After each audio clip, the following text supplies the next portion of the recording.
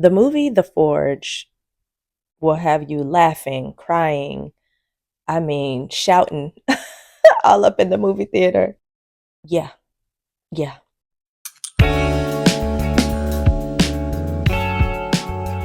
This movie was amazing. It was absolutely amazing. I took my 10-year-old daughter to see it, and she loved it as well. She kept saying, "Mommy, are you crying?" And I'm like, "I'm okay."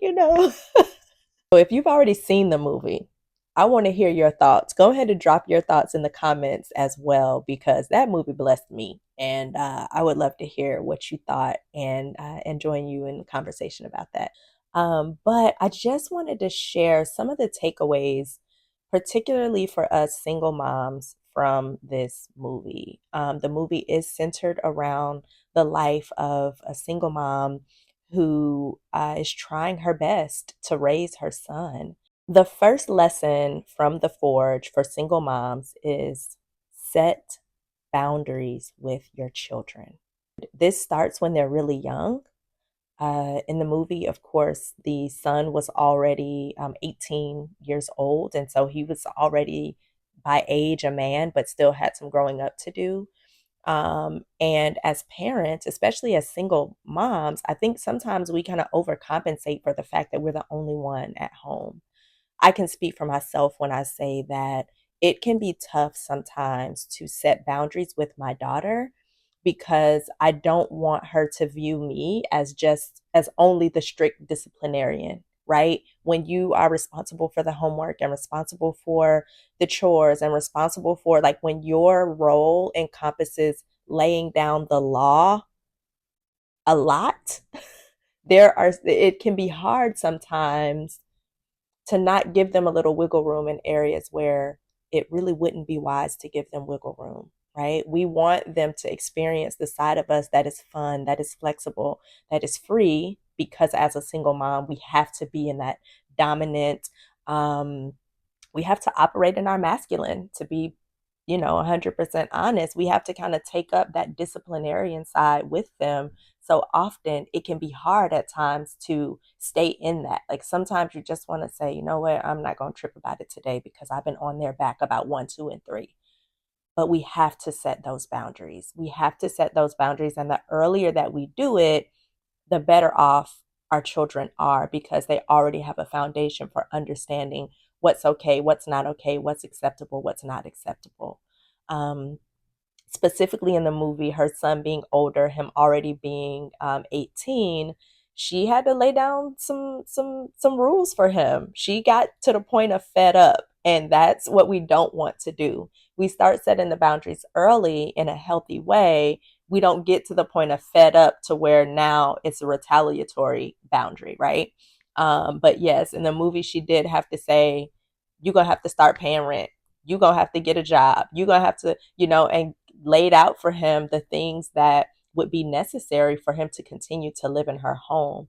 And this also called the man out of him. He understood, I'm going to have to step up in a different way. And how he got there in the movie was just beautiful. It was very, very beautiful to watch.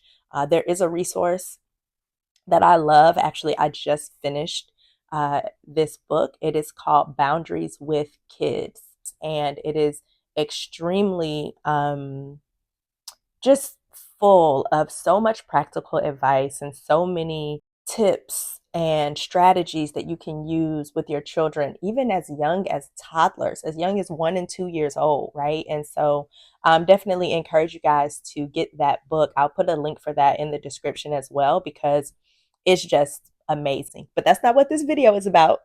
So we're going to continue on with lesson number 2 from the movie The Forge.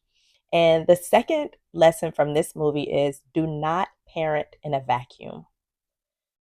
Stop trying to do it all by yourself, sis. Like, you are a single mom, but that doesn't mean that your life around your child has to be singular. You don't have to do it all by yourself, and you shouldn't do it all by yourself.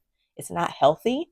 God did not design us to operate in isolation. He designed us to operate with others, right? It is not good for man to be alone. And so, while yes, God created marriage as the family unit, now we live in a broken world. So today, not man not being alone doesn't necessarily mean that it's husband wife or boyfriend girlfriend. It's community. It is your friendships. It is the people who partner with you on a daily basis. Don't be afraid to share what is going on with your children, with those around you who love and care about you. Now, to be very, very clear, there are some people you do not need to be sharing your business with, but you do need to have a trusted few who you can go to when you're going through a problem, when you have something going on with your child. These are the people who are going to give you wise counsel. These are the people who are going to be there to support you and offer you a shoulder to lean on. These are the people who are going to pray for you, right? Doing it by yourself, one, it limits you because you can only think the way that you know how to think. You can only come up with the solutions that your mind is programmed to come up with based on your own lived experiences and your own ways of thinking, right? But when you have other people in your life who have other experiences, who may also have children who have been down this road before, they can offer you a sense of just a variety of options that you may not even have been able to think of for yourself. And so, if you do not have those friends, you don't feel like you know who those people are, start seeking that out. Start praying about that. I was very intentional about praying for community, about praying that God would put people in my life who were like minded, who were also committed to a relationship with Him, that He would start to put people in my life who I could lean on for support and advice and love. And when I tell you, He has shown up, the people who are in my life who I can trust, who I can call on, and they're not giving me, oh, girl, you need to do this and do that advice. Even when I feel like I want to do this and do that, they're the ones telling me, nah, sis, let's pray about it. Let's think about it from this angle. Let's da da da. Those are the type of people that you need. And if you don't have those types of people in your life, go before the Lord. He will send the people to you who you need. You just have to be soft enough and malleable enough to let them in when He sends them. And as we saw in the movie, there was godly community, but there was also some little ratchet community as well in the beauty shop, right? So, and that's okay. You're going to have a balance of people in your life. Some people are, everybody's at a different level, but you know who the people are that you accept real solid advice from, and who the people are where you say, okay, girl, let's pray together. I may or may not actually do what you're recommending that I do, right? Um, the other important thing about community, and this is especially for my single mothers who have men or boys as who have male children, we cannot turn boys into men. As women, we cannot do that. And there's a line in the movie, I'm probably going to misquote it, but she says, I'm a woman trying to call out the man in my son. And there's only so much that a woman can do to call out the man in her son. There's only so much. It's a different kind of love, and it's a different kind of walk that a man needs, a young man needs when he's transitioning from boyhood into manhood.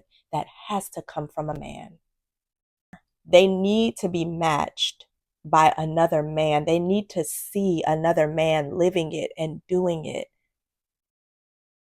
And when he was able to experience, the son was able to experience seeing this successful, wealthy man who looked like him, who had a wife and had gone through so much trauma in his life, to see him still pushing and succeeding and holding him accountable.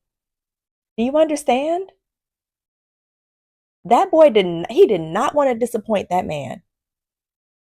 It called him higher. It called him to a place that he didn't even know was in him, right? And so it's very important. If you are the single mother of male children, find ways to get them involved in activities with Christian men.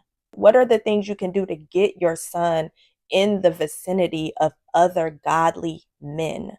Because they're going to be the ones who can call him higher and who can take him to that next level. As a mom, there's only so much we can do. We can set those boundaries. We can let them know this is, this is a line that you cannot cross with me. But the things that are going to turn them into men are the things that they have to get from other men. Lesson number 3, prayer changes everything.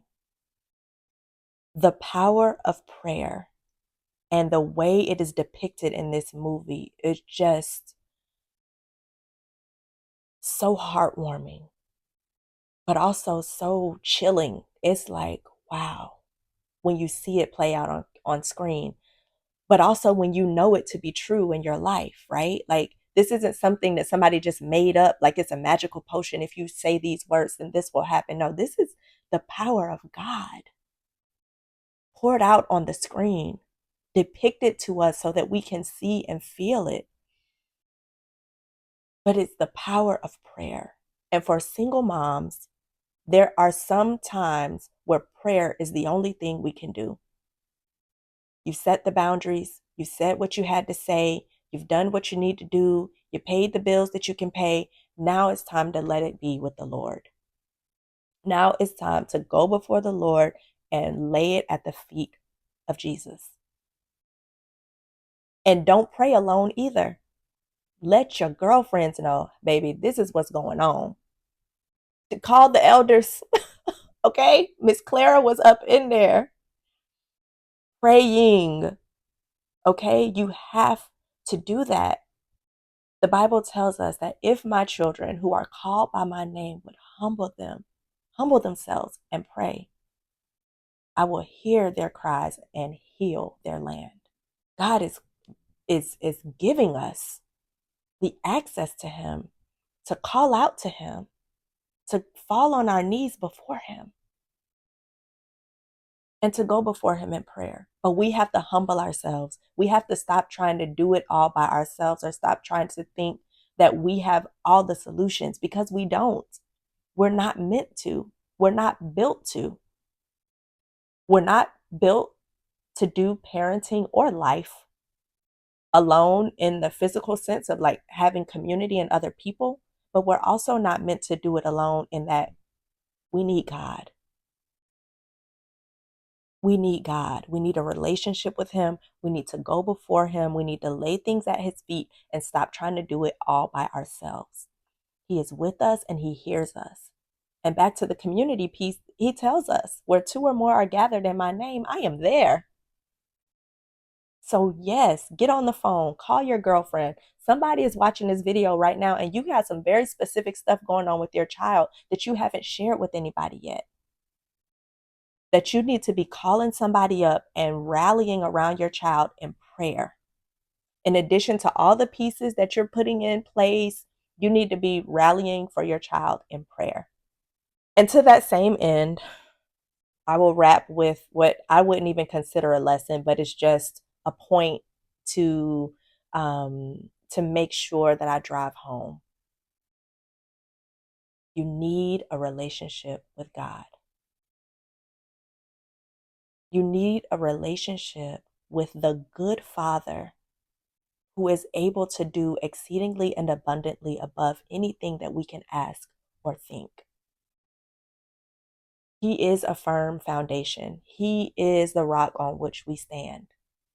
And when you have a relationship with God, a real, true relationship with him, where you go before him, where you listen to him, where you read your word and you know him intimately,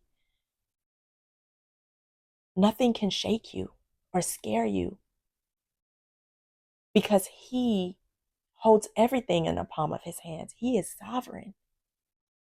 If you are in a place where you do not have a relationship with God, but you are struggling as a single parent, try him out. Go before the Lord with your struggles. Take it to Him. Get into a local church. Get some community around you because He wants you to know Him. He wants you to come to Him, and He wants to help you on this journey. He is with us. Thank you so much for watching this video. Please like, comment, subscribe, and share. If you've seen the movie already, I would love to hear your thoughts as well. Drop those in the comments down below and let's talk about it. Bye.